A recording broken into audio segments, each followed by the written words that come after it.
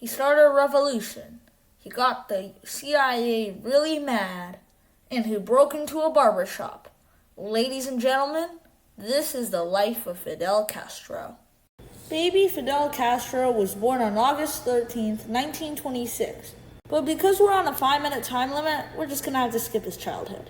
Fast forward to July 26th, 1953, and Fidel Castro had been peacefully protesting the Cuban government for years by now. But the Cuban government hadn't been listening. This was the first time that Fidel Castro would try to take Cuba by force. The plan for his first armed attempt at overthrowing Batista, then the Cuban president, was very elaborate. He and other Fidelistas, the name for people who followed him, would go to Santiago, attack the Moncada military barracks there, while Raul, his brother, and other Fidelistas took over government buildings. Then, Fidel would announce their victory from the radio station at Moncada. He thought his victory would inspire everyone to rise against Batista. Castro had less than 200 people total in the raid, and there were over 700 government troops at the barracks. Fidel's troops were hesitant, but he convinced them that they would succeed. The Fidelistas arrived at Santiago on July 26th and went to the Moncada barracks for weapons. The drivers were unfamiliar with the city, however, and Fidel and his men got lost. They broke into what they thought was the weapons storage place. It turned out, though, that they had broken into a barber shop. Here's what it probably looked like. FBI, open up!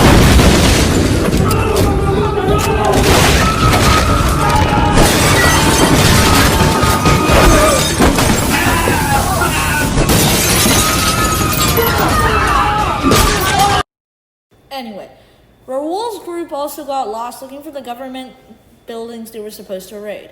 And 5 days after the failed raid, Fidel, the remaining Fidelistas with him, and his brother were all captured.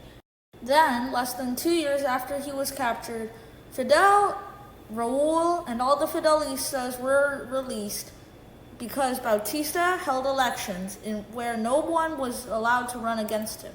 And, well, he won, which made him feel invincible. After he was released from jail, Fidel returned to speak out Batista. His speeches were printed in newspapers by now, and he was getting famous. Batista then realized that releasing Fidel from jail was a mistake. He shut down all the pro-revolution newspapers and threatened to put anyone supporting Castro in jail. Raul was then framed for bombing a movie theater, forcing him to flee to Mexico. Fidel later joined Raul there. Now, to simplify things, while in Mexico, Fidel Castro met a couple guys, made a plan, and, well, the plan succeeded. Well, it succeeded, but not exactly totally according to plan. The more complicated version is Fidel and co. went to the US, raised some money, and used that money to buy a yacht called Grandma. Then, the Grandma, which was only supposed to hold 12 people, held 81 people and arrived days late. The Cuban army was already there and waiting for them, however. And to simplify things, a battle happened. Many of the Fidelistas who had embarked on the journey were either killed, captured, or deserted the cause. By the time the Fidelistas found a hideout, only Fidel, Raul, and 16 other Fidelistas were left. Although he was a wanted criminal by the Cuban government, Fidel made sure that he was known. He had reporters and newspaper writers visit him, including the New York Times reporter Herbert Matthews. In a desperate move, Batista sent 10,000 troops into the mountains to stop Castro.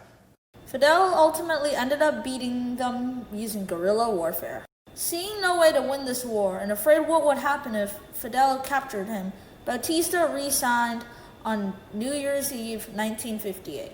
Fidel had won.